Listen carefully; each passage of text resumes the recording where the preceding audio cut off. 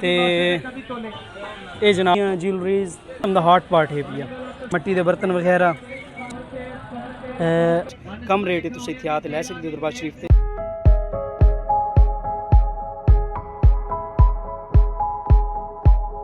रोज़ उम्मीद करना खैरियत नाल सो अच्छा भी बस इस व्लॉग के दरबार हज़रत सुल्तान बहू जो बैरूनी माहौल है पिया इतने मौजूद जितनी भी दुकाना हैं पईयां उहदा तुहानूं व्यू विखाईने।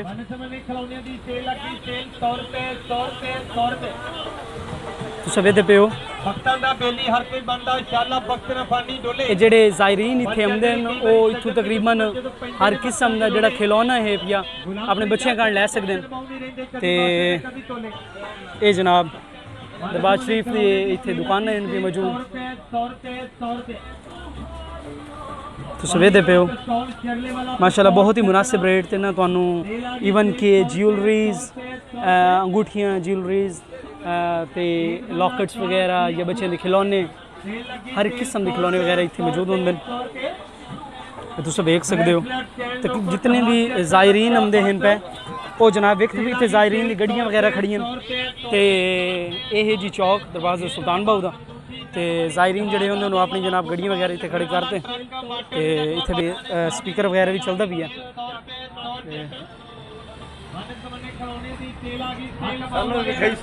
अस्सलाम वालेकुम बॉस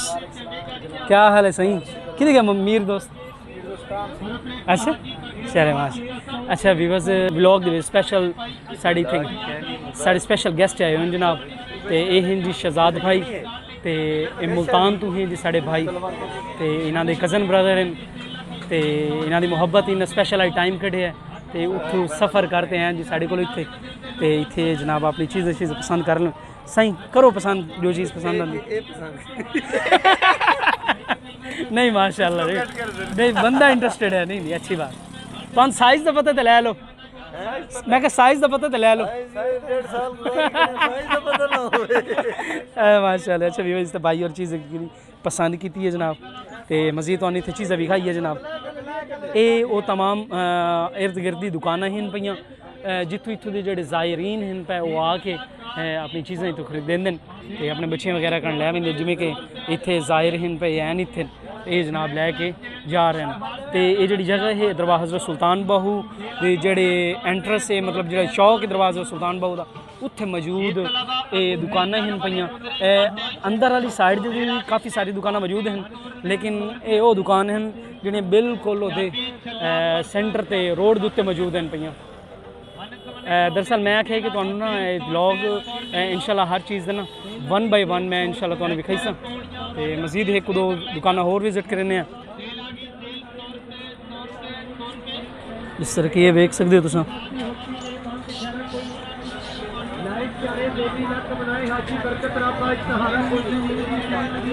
इत्थे व्यूज़ वेखदे पे हो कि वो एक व्लॉग में तुहानूं विखाया है कि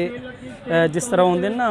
हॉट पार्ट तुस आख सकते हो एक किस्म का हॉट पार्ट है पिया ठीक है। ये तकरीबन मोस्टली जोड़े शहरी लोग आते हैं या देहाती दोनों बंदे इन्होंने इस चीज़ को बड़ा पसंद करेंगे रोटी दे गर्म रखने के हवाले नाल इहदा बड़ा किरदार है पिया ये मिट्टी के बर्तन वगैरह ठीक है मुनासिब रेट से तुम इतने आते लै सकते हो। एक घर की डेकोरेशन कारण जो पीसिस होंगे ना घर की डेकोरेशन कारण सो ये है जी डेकोरेटेड पीस तो इस अलावा ये देखो ये बच्चे हैं पे कोई भी मतलब बच्चियाँ छोटी बच्चियाँ का बहुत ही अट्रैक्टिव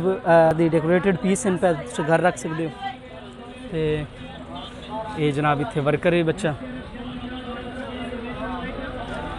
सो आया मेरे इस अज की वीडियो इर्द गिर्द जो व्यू है विखाने का मकसद ये है कि मैं क्या भी चलो जो ना इतों के इर्द गिर्द मैं चलो तुहानूं व्यू विखाईना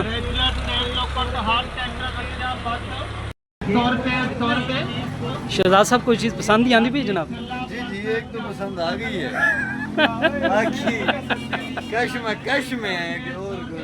चलो माशाल्लाह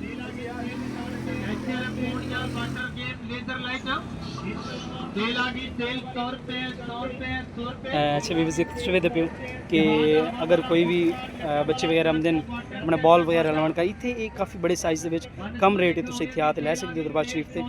से काफ़ी से तकरीबन अगर बच्चों के रिलेटेड गल की वने तो हर वो आइटम इतने मौजूद है कि जोड़े बच्चों की जरूरत जिस तरह ही कोई सिलाई मशीन बनी हुई है ठीक है तो माशाअल्लाह जितने भी ज़ायरीन होंगे वो इतने भरपूर किस्म नाल शॉपिंग करेंगे बिलखसूस अयाम मुहर्रम जे खास दिन होंगे उन्होंने दिनों के जोड़े होंगे ना ज़ायरीन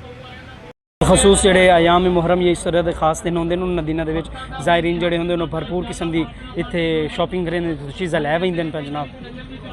तो मैं चलो इस वीडियो तो इतने जो एक्सटर्नल व्यू होंगे वो विखावा उम्मीद करना अज की वीडियो अच्छी लगी उसी अगर वीडियो अच्छी लगी हो तो वीडियो लाइक करो शेयर करो कमेंट्स करो आज का नहीं इतना मिलने नेक्स्ट व्लॉग तब तक अल्लाह हाफिज़।